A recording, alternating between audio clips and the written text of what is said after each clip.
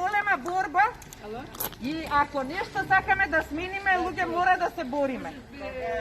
Цело Пржино ќе стане непрепознатливо.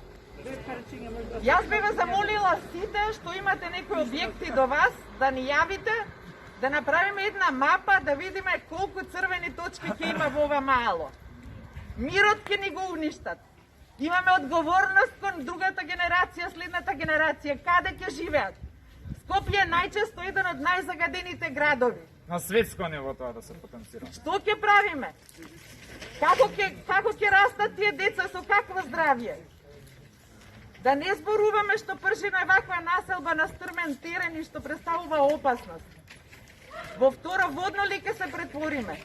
Брза помош да не може да дојде против пожара, да не може да дојде луѓе, опасно е. Па да се стави крај, девојче.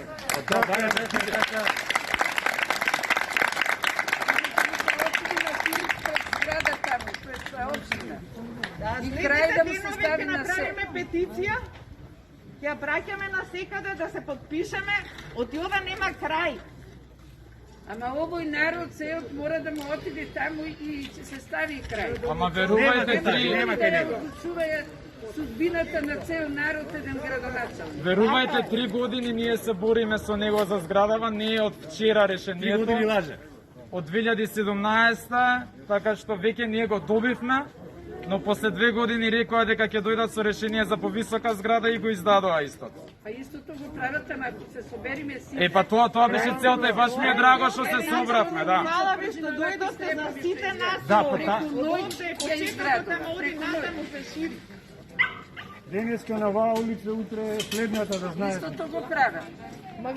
Цела населба е опфатена. Црниче е веќе изгубено. Ние на вистина немавме проекција дека ова ќе почне во Пржино да се случува, но за 3 години 6 згради.